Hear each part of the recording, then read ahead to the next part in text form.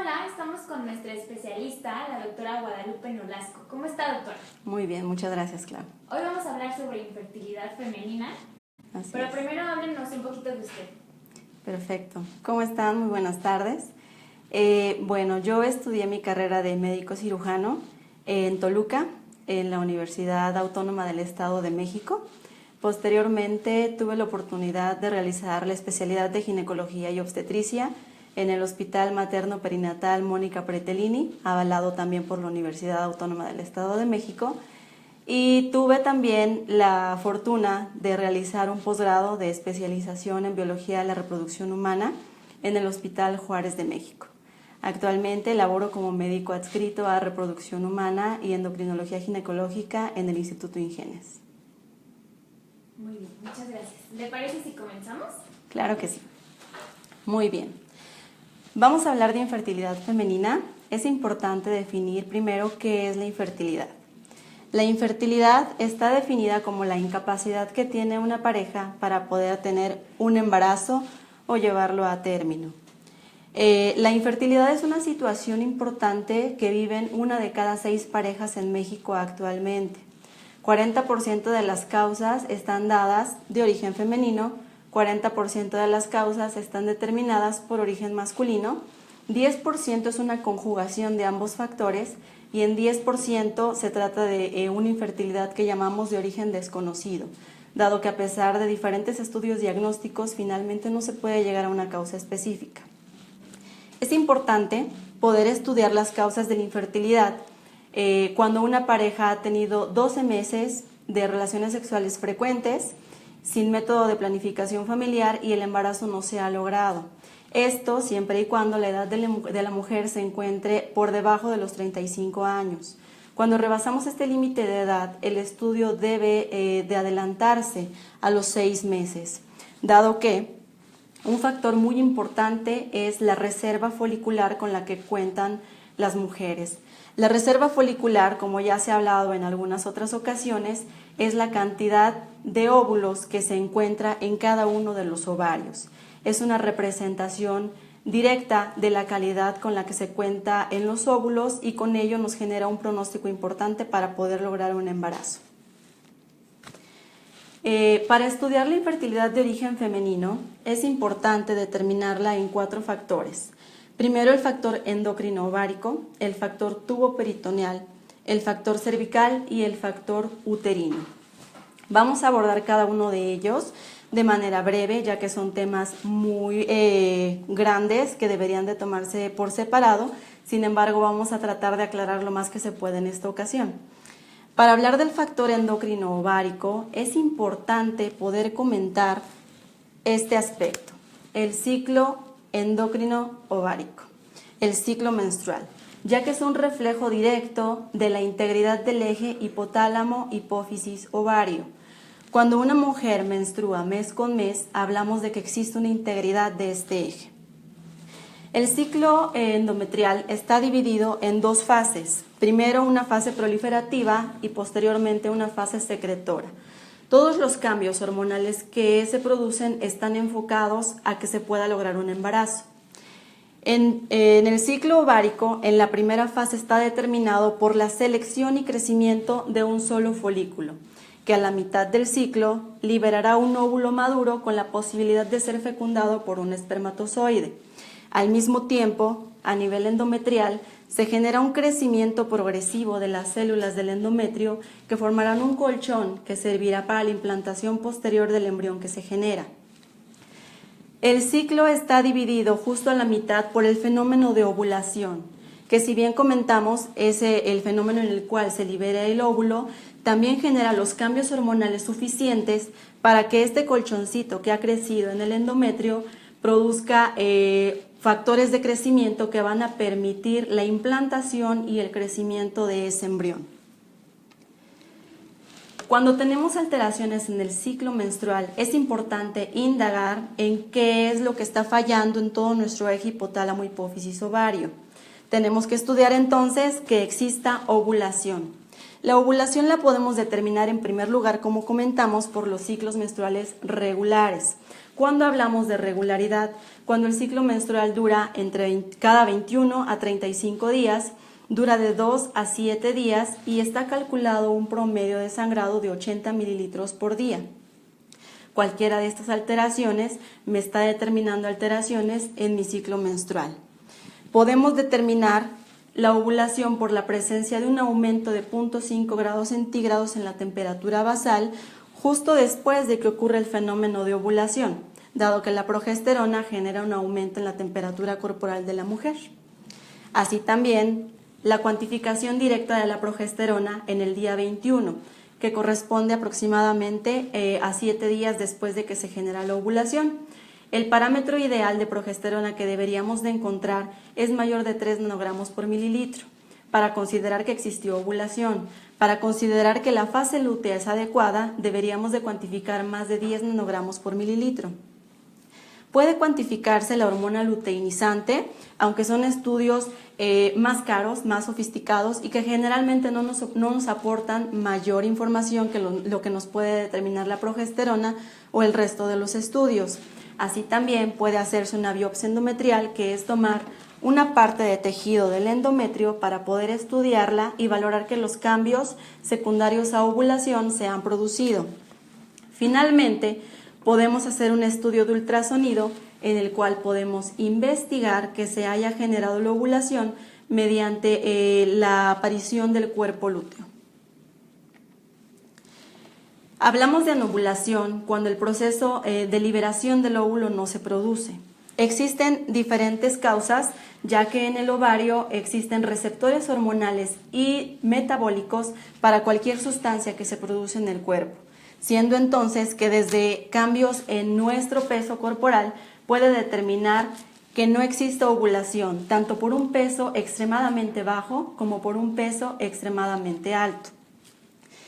La primera alteración endocrino-metabólica que me genera anovulación y alteraciones en mi ciclo menstrual en México se llama síndrome de ovario poliquístico, y de ello vamos a hablar un poquito en unos momentos.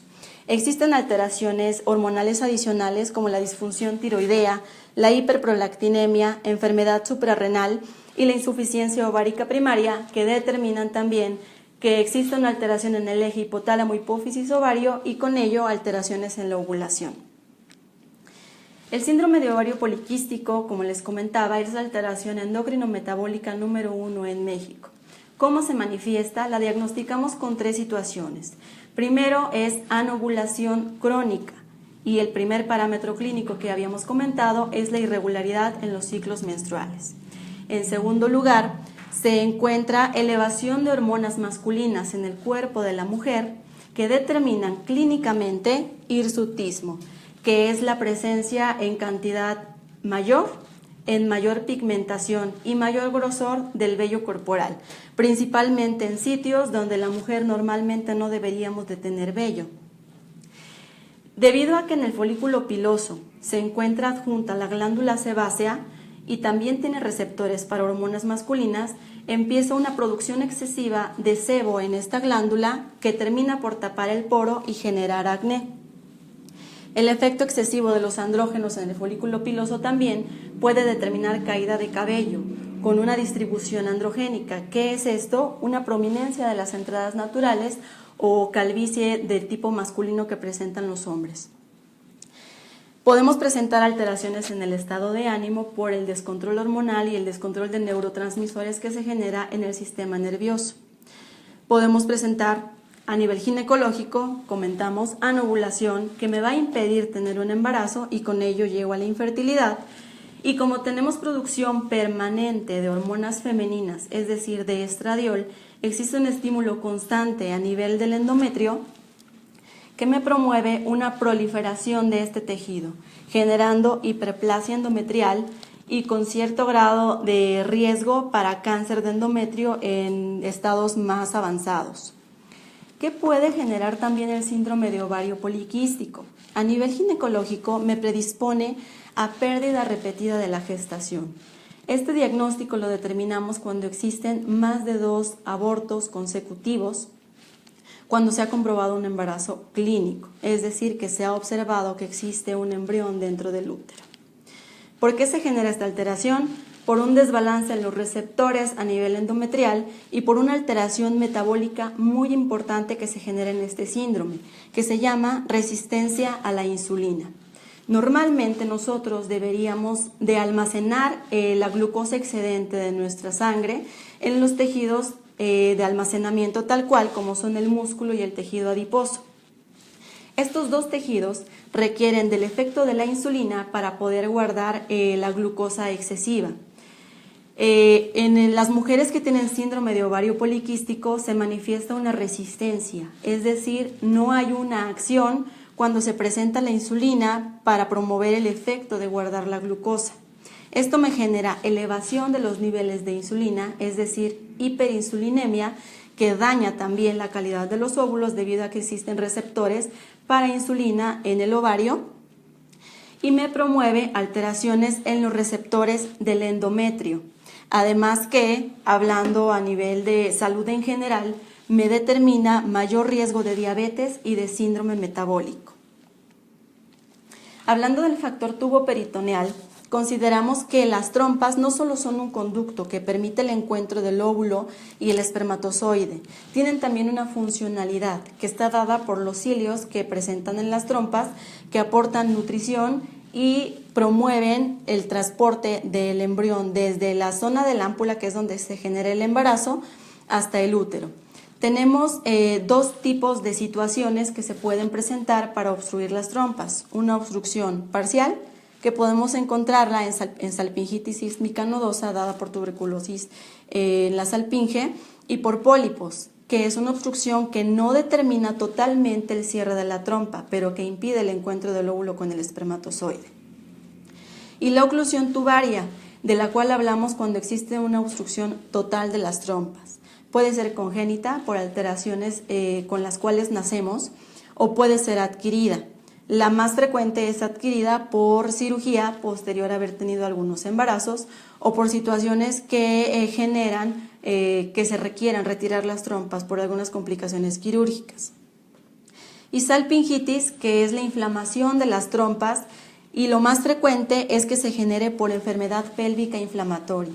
Esto es infección ascendente desde el cuello del útero y vagina hasta las trompas. Inflama todo su trayecto y con ello impide el encuentro del óvulo y espermatozoide.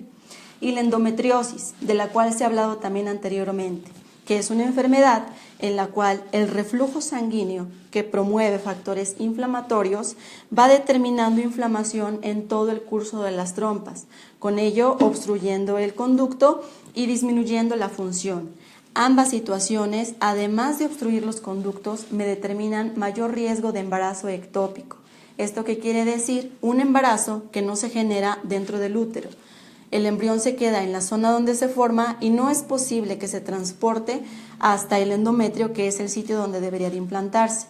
Existe el crecimiento en la trompa, ruptura y es una situación de urgencia que debe de atenderse. El factor uterino, que es la estructura del útero, que finalmente es quien hará crecer ese embrión y lo convertirá en bebé, está determinado por el estudio de algunas malformaciones que pueden ser congénitas o adquiridas que deforman la estructura del útero. Dentro de las malformaciones congénitas es toda la gama de malformaciones müllerianas. La principal es encontrar un tabique dentro del útero que no me impide el embarazo en la mayoría de los casos, pero me promueve pérdida repetida de los embarazos. Y en las adquiridas podemos encontrar miomatosis, que son como bolitas de carne que crecen dentro del útero, de las cuales hay que estudiar principalmente que no estén afectando la cavidad tal cual. Pólipos endometriales, que son ligeras prominencias que crecen dentro del endometrio y ambas impiden el crecimiento del embrión. Puede haber adherencias intrauterinas, principalmente en mujeres que tienen antecedentes de abortos y en quienes se les ha realizado legrados de manera exhaustiva. El factor cervical está íntimamente ligado al factor ovulatorio, ya que determinado también por los cambios de la fase del ciclo menstrual, en la primera fase, la fase folicular, que está caracterizada por un aumento de estrógenos, me promueve la producción de un moco que es fácil de atravesar por los espermatozoides. a diferencia del moco que se produce en la fase lútea, que es un moco más espeso y con factores inflamatorios que forman un tapón que impide el paso de los espermatozoides y con ello no pueden ascender hacia el encuentro del óvulo. Vamos a hablar en última instancia del factor embrionario, que está íntimamente ligado con la calidad del óvulo en un 80%. El factor embrionario es la formación adecuada de un embrión que tenga la suficiente calidad y capacidad metabólica para poder implantarse en el útero. Es importante en este sentido poder contar con un laboratorio en un instituto que tenga todas las certificaciones necesarias y la infraestructura adecuada para poder lograr el crecimiento in vitro, ya que se requiera, de los embriones.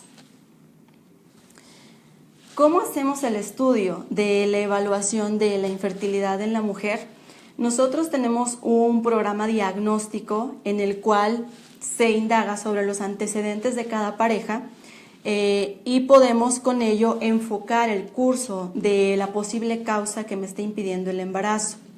Los principales estudios que hacemos es un ultrasonido vía endovaginal que me permite acceder de manera precisa a la estructura del útero y a la reserva folicular. En la estructura del útero evaluamos el fondo del útero, el cuello del útero, longitudes y esta parte que es muy importante. 3 líneas que me representan la parte más interna del útero, que es el endometrio. Es el colchón que crece cada mes para poder alojar un embrión. Cualquier alteración que encontremos en la estructura del útero es importante poder investigarla más a fondo en caso de que se requiera. Y estudiamos la reserva folicular, que como les decía es un parámetro muy importante que me va a determinar el pronóstico del embarazo. Estudiamos el ovario y estas estructuras oscuras que se ven dentro de él que corresponden a folículos. Cada uno de esos folículos tiene un óvulo que es potencialmente un embrión una vez que se ha unido con el espermatozoide. El número que debo de encontrar es 5 a 10 por cada uno de mis ovarios para considerar que mi reserva folicular es la adecuada. En Ingenes tenemos capacidad médica, capacidad diagnóstica y capacidad de nuestro laboratorio para poder lograr que tu sueño de tener un bebé en casa se haga realidad. Muchas gracias, doctora. Yo creo que fue una explicación muy buena. Muchas gracias. Gracias por estar con nosotros. ¿Le parece si ahora vamos con las preguntas que nos están llegando en vivo? Claro que sí. La primera es Frida Sofía y ella nos pregunta que si después de la salpingoclasia o la OTB todavía se puede ser mamá. Claro que sí. Es importante que puedas acudir para que te podamos evaluar y podamos checar principalmente la reserva folicular, que es lo que nos va a dictar el curso y el pronóstico de tu embarazo. El tratamiento que requerirías cuando no hay trompas, cuando no hay ese conducto que permite el encuentro de óvulo y el espermatozoide, es una fertilización in vitro. Es un método que no requiere las trompas para poder generar este encuentro y después transferirte los embrioncitos para que puedas quedar embarazada. Muchas gracias. Ahora Irma nos pregunta que si con antecedentes de quistes foliculares, ¿esto complica el embarazo o la fecundación y cómo podemos ayudarla? Ok, es importante checar si en verdad son quistes. Existe una confusión muy importante en muchos diagnósticos médicos externos que determinan quistes cuando en realidad estamos viendo folículos. Como les comentaba anteriormente, la reserva folicular son estas bolsitas. Un quiste es uno de esos folículos que se ha quedado en un diámetro mayor del normal y que no es posible que se deshaga fácilmente. Los folículos son estas estructuras que cuando hablamos de quistes se confunden y quedan estancadas. Eso representa una anovulación crónica. ¿Es posible que puedas embarazarte? Sí, estudiando el factor endocrino ovárico, descartando en primer lugar que sean quistes, qué tipo de quistes y poder hacer el programa diagnóstico integral considerando el resto de las partes de la evaluación para poder darte un buen pronóstico. Muy bien, gracias. Carmen dice que tiene 41 años y que ya ha tomado medicamento para ovular, pero no le funciona. ¿Cómo podemos ayudarla? Ok, a los 41 años muy seguramente la reserva folicular se encuentra disminuida, con ello la calidad de los óvulos. Es importante poder evaluar esta reserva folicular y poder obtener los óvulos para checar la calidad y valorar qué calidad de embriones yo voy a tener. difícilmente se puede lograr un embarazo espontáneo a los 41 años, dada la secuencia biológica que tenemos en la evolución de nuestros óvulos con la edad. Muy bien. Ahora, hablando de la edad, Mari dice que estuvo en una estimulación ovárica para una fecundación in vitro, pero fue detenida por mala respuesta y bajo nivel de estradiol. Tiene 40 años, endometriosis y baja reserva ovárica. Pregunta si podría tener una mala respuesta hormonal para un engrosamiento del endometrio si opta por una ovodonación. Ok, tenemos nosotros protocolos bien establecidos de preparación endometrial que utilizamos cuando estamos realizando un tratamiento de óvulo donado. Tenemos totalmente estudiado en las mujeres en las que todavía tienen función ovárica y en aquellas en las que ya no la tienen, diferentes tipos de tratamientos que nos van a ayudar a que el grosor de tu endometrio y las características que debe de ser trilaminar sean adecuadas para poder recibir a tus embrioncitos. Muy bien, muchas gracias. Brendis dice que tiene 41 años, se cuidó por 2 años con inyección, pero ya lo suspendió y todavía no puede embarazarse aunque ya volvió su menstruación. Ok, nuevamente es muy importante recordar que después de los 35 años existe una disminución drástica, tanto en calidad como en cantidad de óvulos, por lo cual es importante poder extraer esos óvulos mediante un proceso de fertilización in vitro que es el más conveniente, determinar la calidad de esos óvulos, determinar la calidad de embriones que se generan con base en los óvulos que obtuve y poder transferir los embriones de mejor calidad para lograr tu embarazo. Muy bien. Noemi dice que tiene síndrome de ovario poliquístico y además hiperplasia atípica. ¿Tiene posibilidades de tener un bebé con nosotros? Claro que sí. Existen ya diferentes estudios en los cuales con tratamiento previo y después un control para evaluar que haya regresión de hasta cierto grado de las atipias celulares endometriales, podemos realizar un tratamiento en el cual después de preparación endometrial transfiramos embriones, pero es importante que acudas a un centro como nosotros, en el cual tenemos toda la capacidad médica y la infraestructura para poder ayudarte. Muy bien. Chiquita dice que ya estuvo en un tratamiento in vitro, ya van 3 veces y las 3 dieron negativo. Quiere intentarlo de nuevo, pero está operada y quiere saber si todavía es apta para embarazarse con nosotros, porque ya tiene 34 años. Claro que sí, totalmente eres apta para poder ser mamá. Aquí un factor muy importante es el aspecto médico, poder lograr una estimulación adecuada que nos haga obtener óvulos de buena calidad. Y por otra parte, un laboratorio como el que tenemos nosotros, que tiene toda la infraestructura y medios de cultivo adecuados para generarte embriones de buena calidad que te puedan ayudar a embarazarte. Gracias. Margarita dice que ella tiene trompas obstruidas. Como usted mencionaba, ¿cuál es el tratamiento más adecuado? El tratamiento indiscutiblemente es una fertilización in vitro. Quizá aquí surja una duda porque existen algunos lugares que ofrecen recanalización de las trompas. Está comprobado que el pronóstico para poder lograr un embarazo no es el mejor, además que aumenta el riesgo de un embarazo ectópico, ya de por sí por la obstrucción tubárica y por la cirugía posterior que se realiza para la recanalización. Entonces el mejor tratamiento para ti es una fertilización in vitro. Gracias. Miriel dice que ella es soltera. ¿Puede venir con nosotros? ¿Podemos ayudarla a cumplir su sueño? Absolutamente. Tú puedes ser mamá, ven con nosotros, únicamente hay que evaluar todos los factores de tu parte para poder lograr el embarazo y el resto nosotros nos encargamos. Gracias. ¿Qué pasa cuando tienen, por ejemplo, miomatosis uterina?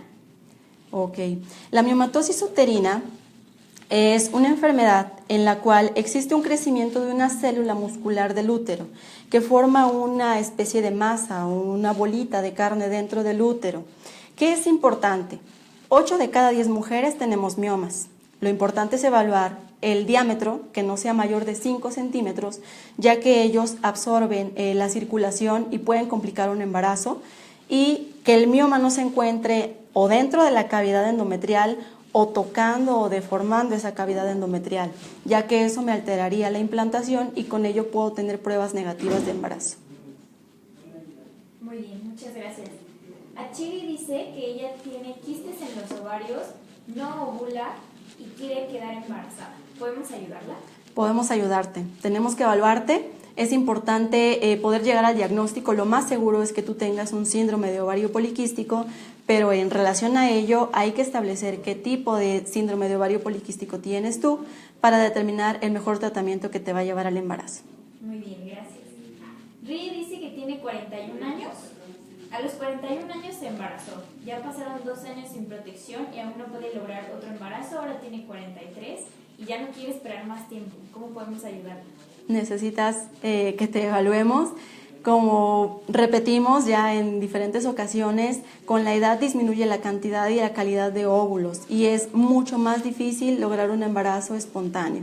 Por lo tanto, hay que evaluar la calidad de los óvulos para poder generar embriones de buena calidad y con ello un embarazo. No esperes más, ven.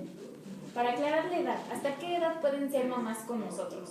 Con nosotros pueden ser mamás hasta los 52 años con 11 meses. Muy bien. Sandra dice, primero queremos mandarte un abrazo, Sandra, porque dice que ella tuvo un bebé a los 44, el cual falleció a los 3 días por una negligencia médica. Okay. Su duda es si puede embarazarse. Tiene 1 año intentando y a veces sale leche de sus senos. Ok.